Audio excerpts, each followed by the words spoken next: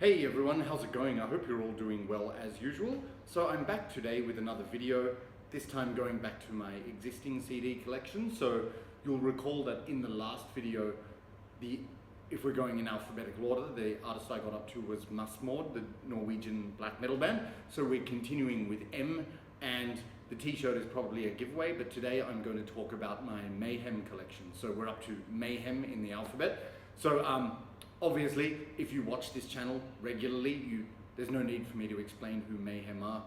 They're so well known now, like a legendary and the most influential black metal band of all time probably. I would say in terms of the fact that if it wasn't for Euronymous and Mayhem, that whole Norwegian black metal scene wouldn't have been established and wouldn't have made it so big and so popular, for better or for worse. You know, so yes, if you don't know anything about Mayhem, I'm not going to talk about the history of the band and, you know, all of the rumors and so on. You can look those up yourself, like on Wikipedia, because there are many stories about this band, considering the fact that they're controversial in the sense that they were surrounded by so much chaos and death, particularly in their early career. So everyone knows that probably, but if you don't, look it up on Wikipedia, or you can read this book, Lords of Chaos, by Michael Moynihan and Didrik Söderlind.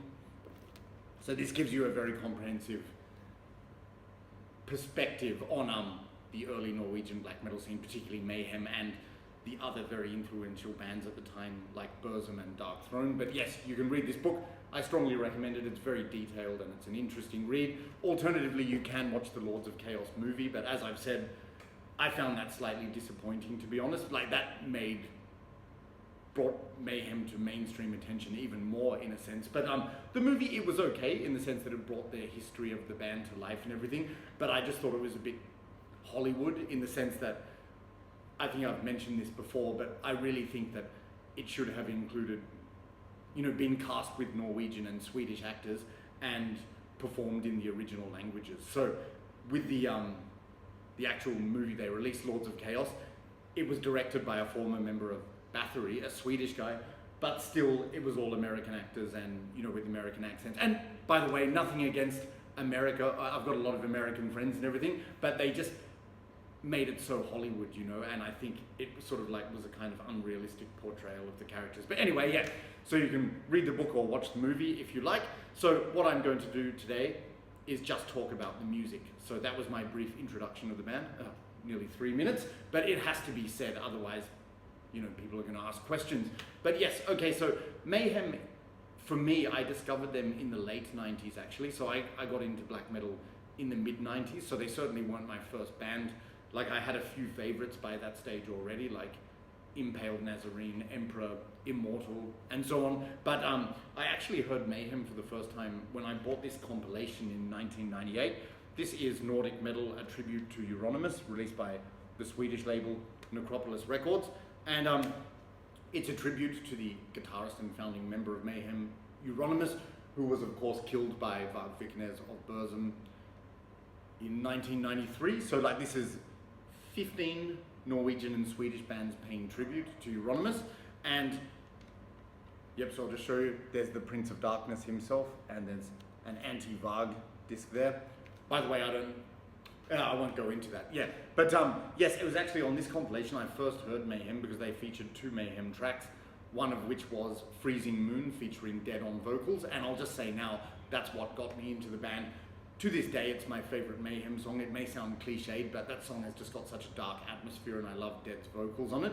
And there was also like a demo version of Pagan Fears, I think, but that had Maniac on vocals. But yeah, this is what got me interested in the band. And then over the years, I've collected their albums, not all of them, as you will see, and I've seen them live 3 times, I think.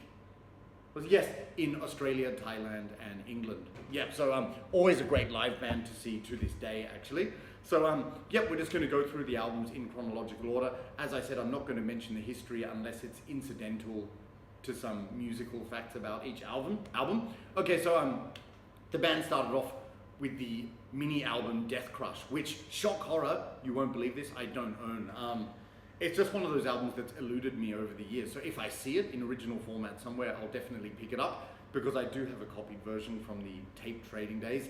and I love Death Crush. It's a fantastic album.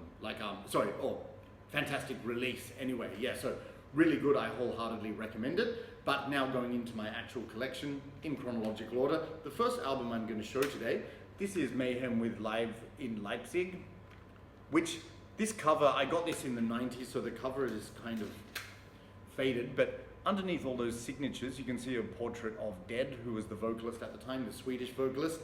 And I'll just say this, the reason there's all these signatures on it is because when I met the band in 2002 in Sydney, I got them to sign all of my Mayhem materials. And I know, some people might say, you can see Maniac's signature on here. He didn't obviously sing on this album, but in my opinion, it was that was the lineup at the time: Maniac, Blasphemer, Hellhammer, and Necro Butcher. So they represented Mayhem as it was. So I was just going to get them to sign all of my stuff. So if people have a problem with that, the fact that I asked the band some members to sign albums that they weren't on, that's your problem. Fuck off. But yeah. So anyway, Live in Leipzig. This just going to have a look at my notes here. This is the only official live Mayhem album to feature Dead on vocals, because of course after this album he tragically took his own life later on. So this album is basically a tribute to Dead. So what's interesting about this album, you see on this very obscured picture on the back, it's performed by what many consider to be the classic lineup, which is Dead on vocals, Euronymous on guitar, Necro Butcher on bass, and Hellhammer on drums. And it is a really good live album, actually. I used to think the sound was crappy. It does have a raw sound, definitely, but it's not horrible. It's got just enough bite, which is sort of appropriately black metal. It's not super clean or polished. And you can hear all of the musical elements clearly, which is great, including the bass, especially during guitar solos, because, Euronymous was the only guitarist, so when he played leads, the bottom end was just left to the bass, and you can hear Necro Butcher's bass on this album really well, especially on Freezing Moon, which is great. And the songs are actually performed very well and even tightly, probably due to intense rehearsals, because, in the early days of Mayhem, they just had a handful of songs and they kept rehearsing them over and over and over again. So you can really tell that that's paid off on this album because the songs are performed really well. So this album features live songs from both Death Crush and then songs which would later go on to the album Mysteriis Dom Satanas. So all of the songs are played really well, but I will just say this, the opening track, Death Crush, even though it's a great song, it sounds like they're recording that on Valium. The riff is so slow, it's like da na na na na na, and I don't know why that is, but they start off really slow. I know sometimes bands like to start off slowly to warm up, so maybe that was the case, but then they sort of get up to speed literally when they're performing these songs. So as I said, all of the songs are from either Death Crush or Mysteriis Dom Satanas. My favorite tracks on this live album are Necro Lust, which is another one of my favorite songs from Death Crush, and I really like at the beginning that open chord, and Euronymous does the sliding of fingers down the guitar neck, so you hear that screech. It sounds so great. Got a fantastic guitar solo. I also really like their version of Carnage on this, which I think was a demo track or something, which never went on to an official album. And also their performance here of Freezing Moon is fantastic. I also really like Chainsaw Guts Fuck, which has a nice sort of plodding groove to it. Great riff in that. I love it, and I'm really pleased to say what's really special about this album is they include a rendition of Pure Fucking Armageddon, which came from the band's very first demo. And what's good about the version on this album is the fact that they play the actual whole song, including Euronymous' guitar solo, which is fantastic. Euronymous, in my opinion, was such a talented guitarist, because as you will know on later albums, in sort of latter day Mayhem, whenever they're performing that song live, they only get up to the first chorus and then go, Pure Fucking Armageddon, good night. But this actually includes the full song, with the guitar solo, which is fantastic. So very thankful for that. Yep, so this one I got in the 90s, so that's why it's all faded and obscure. I'm sure it's been enhanced since. There's the picture of Dead, if you can see him there.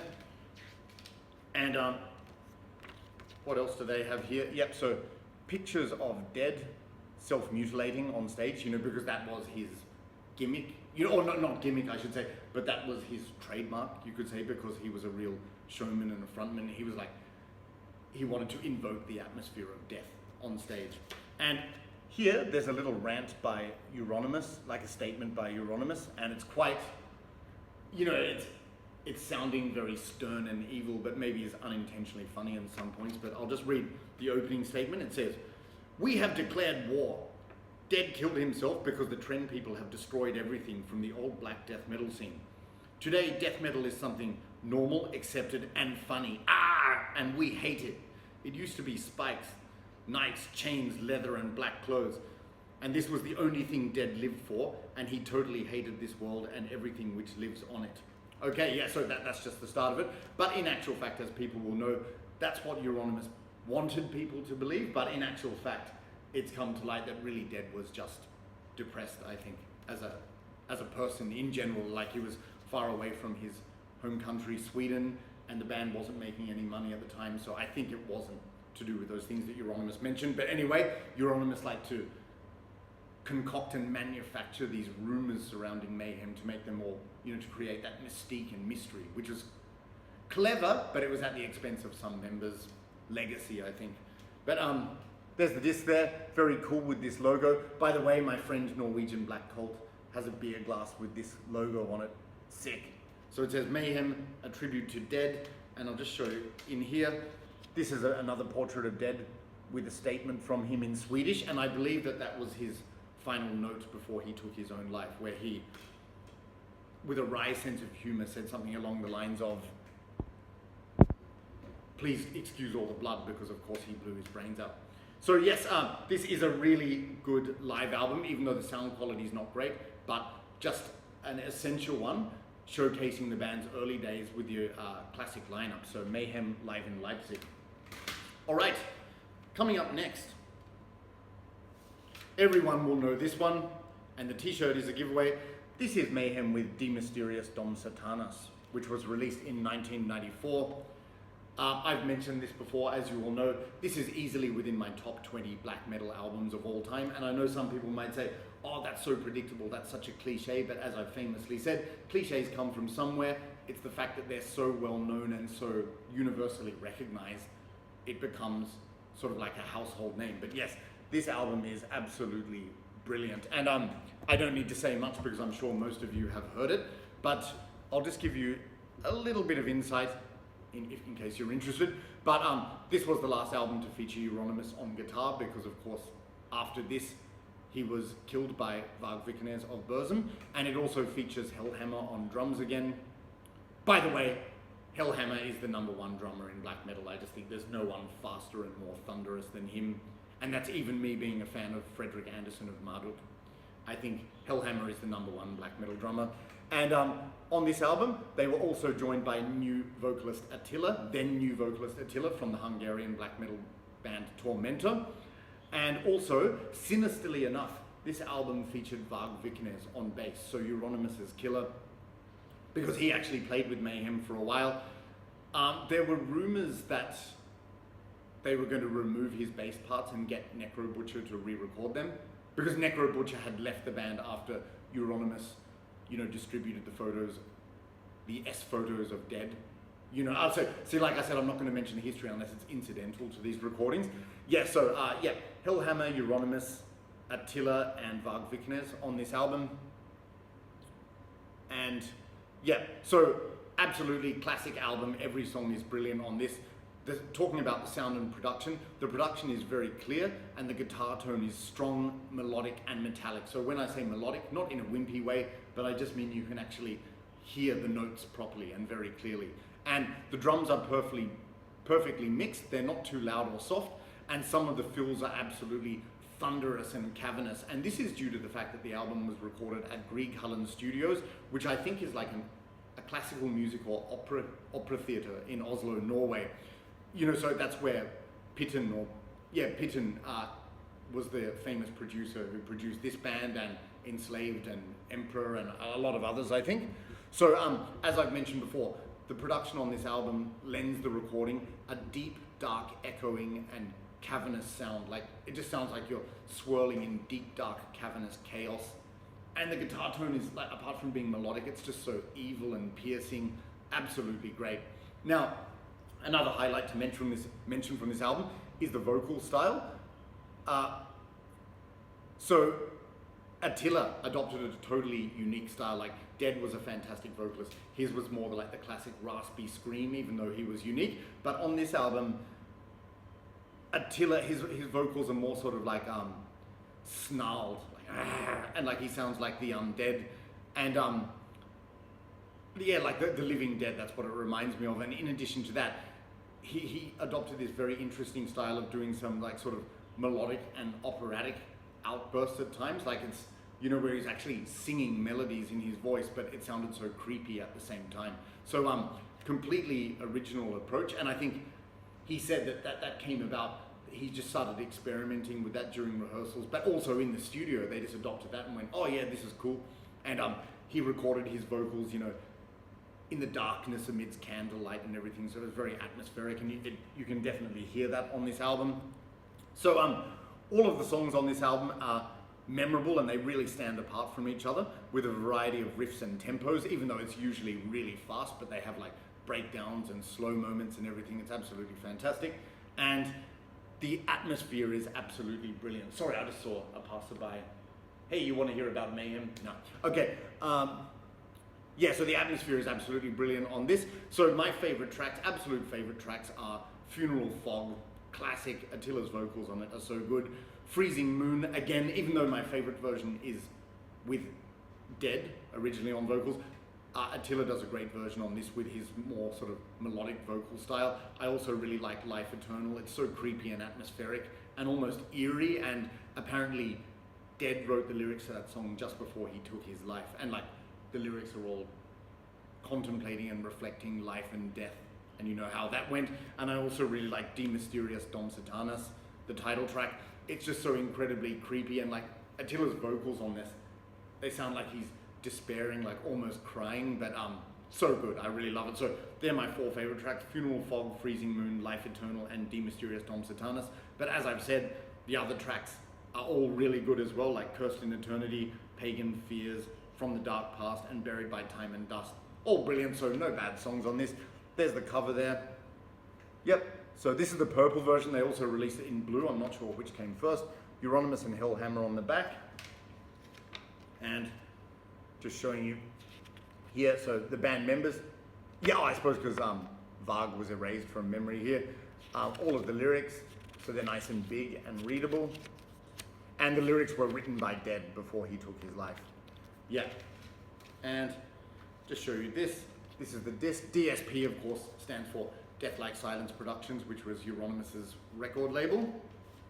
Yep, so every man and his dog knows this album, so I just wanted to give my take on it anyway, so I hope you don't mind that. So Mayhem with Mysteriis Dom Satanas, absolutely essential black metal album.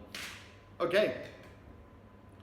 Now, after Mysteriis Dom Satanas, of course, Euronymous had been killed, and they didn't have a permanent vocalist because Attila left. I think he just contributed at that time to Mysteriis Dom Satanas. But after a few years, the band released an EP entitled Wolf's Lair Abyss. And on this album, they recruited new guitarist Blasphemer, who had performed in Aura Noir.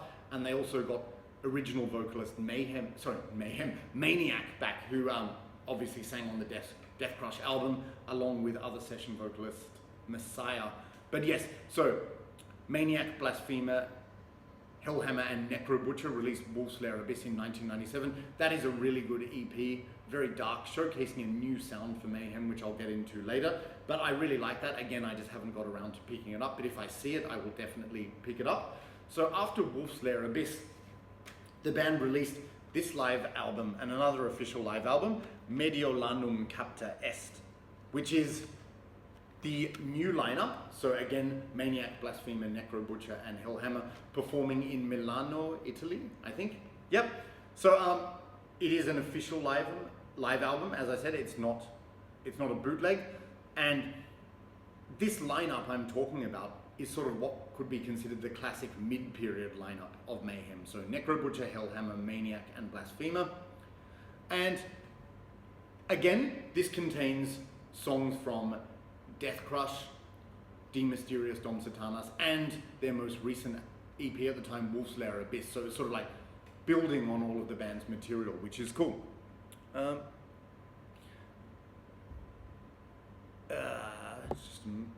So all of the songs here are played brilliantly and with precision, and on top of that, the sound quality is excellent, sharp and clear. So it lends the band a really heavy sound, and the drums are absolutely thunderous. So unlike live in Leipzig, which was a bit raw and muffled, this one is really well produced, thunderous, clear, and absolutely piercing. So you can hear every note, every drum beat perfectly, which is fantastic. Some of Hellhammer's fills on this album are absolutely insane. Like in Death Crush, he adds a few fills for extra flair, like he's the fastest drummer. It's unbelievable. And yeah, so it's a good variety of songs here. Like it kicks off with the instrumental Sylvester Anfang before Death Crush kicks in. But I won't name all of the songs, but I'll just name some of my favorites on this. So I really like the version of Death Crush. Also, they do Fall of Seraphs from Ordo Ab Chao, which is absolutely fantastic. Their rendition of Carnage on this one is excellent, as is Necrolust. And Chainsaw Guts Fuck, another great rendition of that. And like you can hear the crowd chanting along. And I think that was when Maniac was cutting himself in that song. So he carried on Dead's tradition. And From the Dark Past actually features a cameo appearance from Attila. So Maniac and Attila do the vocals together on that. Yeah, so absolutely great. They're my favorite tracks that I just mentioned, but there are more than that. Like, so just going through those again: Death Crush, Fall of Seraphs, Necrolust, Carnage, From the Dark Past, and Chainsaw Guts Fuck. The album concludes with a live version of Pure Fucking Armageddon, but this is when they started with that tradition of just doing one verse and stopping, like, Pure Fucking Armageddon! Thanks, good night.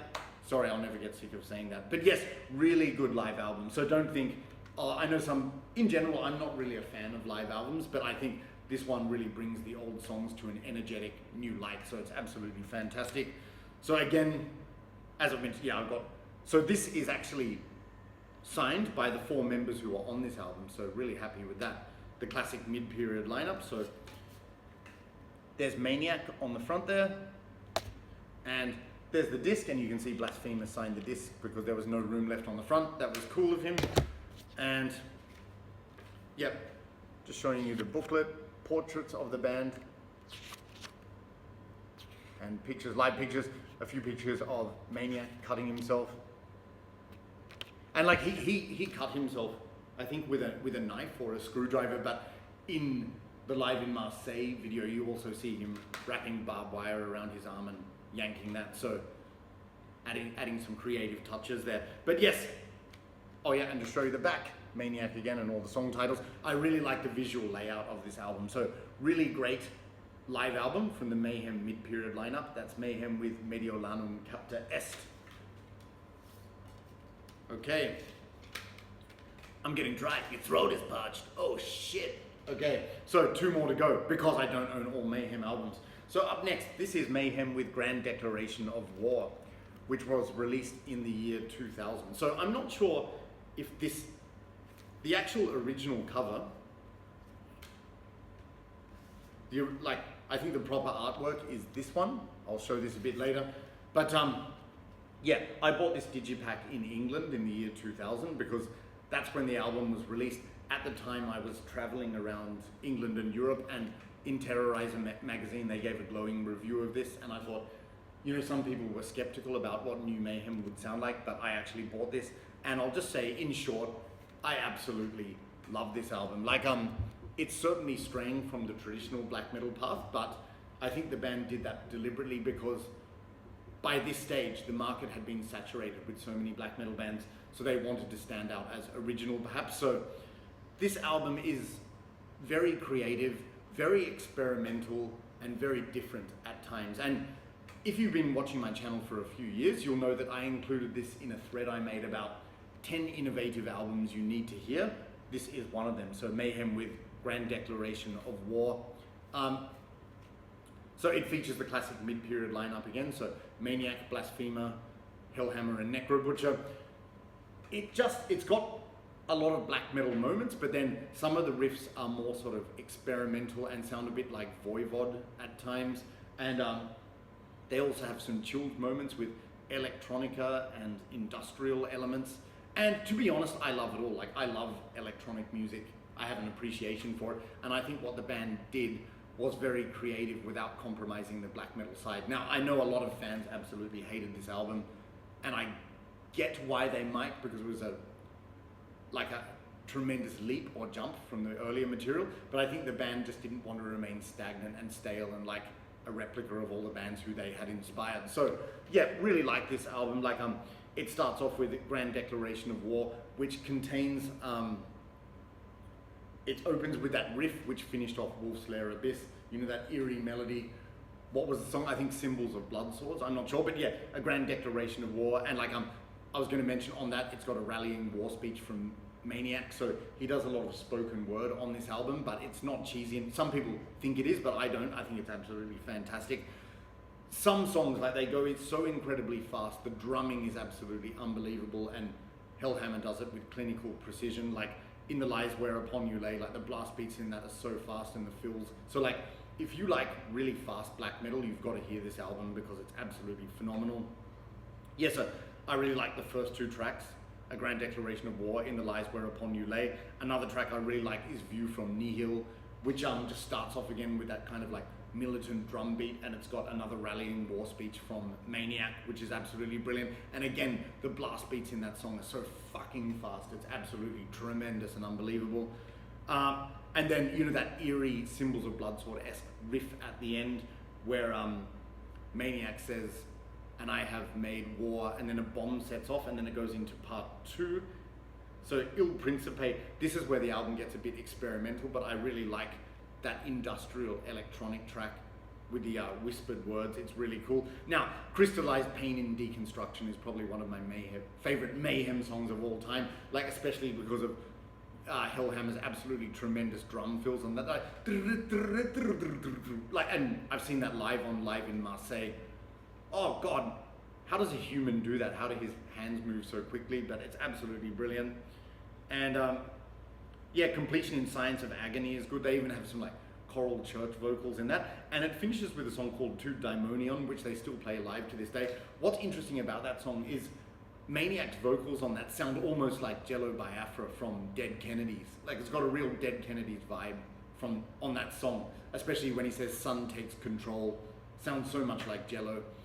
But yeah, I absolutely love this album. So I know it really split and divided a lot of fans, but I loved it when it was released, and I still love it to this day. I really enjoy it, and I stick to my guns by saying that it is it's an innovative album that you need to hear. Yeah, definitely. So here I got the band members. So again, this was the actual lineup signing this one, so that was pretty cool. Portrayal there, and then the disc, song titles on the back. And I really love this cover art too. It's so iconic. So the dead dove wrapped in barbed wire. Cool. And this kind of weird booklet. Yep, so showing some band members and lyrics and credits and so on. Yep. So really great stuff. I mean, oh yeah, here we go.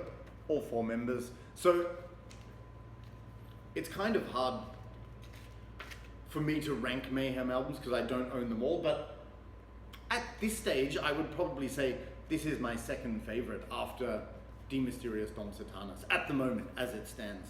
Yeah, definitely. So it certainly is different, but I still love it. So Mayhem with Grand Declaration of War. Okay. And what was released after this? Oh yes, that's right. The album Chimera, which also featured the classic mid-period lineup. Again, I don't own that album. I do have a copy from the tape trading days, but Chimera is a fantastic album too. Again, featuring Maniac, Blasphemer, Hellhammer, and Necro Butcher. What's that song? My Death. They still perform that live, and I really like that song. Just so haunting and creepy, and it's got that. That's what I forgot to mention. Like with the Maniac, Blasphemer lineup, Blasphemer's guitar style, it was slightly different to Euronymous', but he had this really sort of clinical, piercing, cold, eerie sound. So it suited Mayhem so well, and that was definitely featured on Grand Declaration of War and Chimera, so I would really like to pick up Chimera, and I hope to later. Now, we're coming up to the last album of the day, maybe to your relief. So this is the last one I own, believe it or not. This is Mayhem with Ordo Ab Chao. And I don't need to spend too much time on this album because, in a nutshell, I don't like it.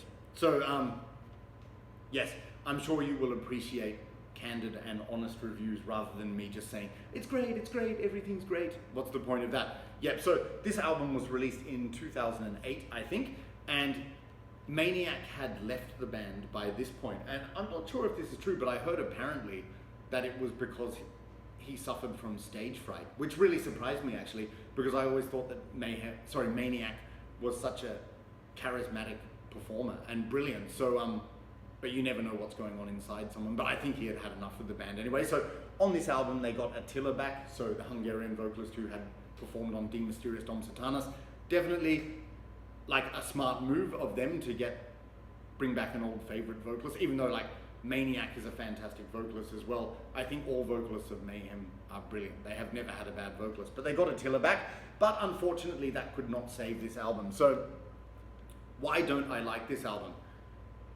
In a nutshell, there are no songs in it, in my opinion. Like, I can't hear a good tune or a good song. This album is it sounds to me like it's extremely experimental and almost like a jam session in some points. So it creates an interesting atmosphere, especially with the guitar tone on this. It sounds very cold, and they do create some eerie little pockets of interesting moments. But to be honest, in my opinion, I really can't hear any songs in this. Like, the one track which stands out to me on this is Illuminate, Eliminate, because it's got some very eerie guitar sounds, but there are just no memorable songs to me. And it sounds like almost that they were just jamming and experimenting in the studio. I don't know, like, why is that the case? Maybe they were trying to do something different, I'm not sure. Maybe substances played their part, but hey, that's just speculation on my part. I don't know if that's the case. But yeah, just nothing memorable comes out of this album. So some of you might say, oh, that's just your primitive intellect failing to appreciate and understand the complexity of this album. Yes, maybe you're right, I don't know, but like, I can tell you this, whenever I listen to it, even I listened to it before I made this video, and I found it a chore to get through this album. Like, it's just, it doesn't click with me, and that's all I'll say about it. But I know a lot of people really like this album, so good for you. So I'm not rubbishing this album or the band, I'm just saying that I can't get into it personally. But if there is one song I could recommend from this, it's Illuminate, Eliminate. So just showing you the cover here.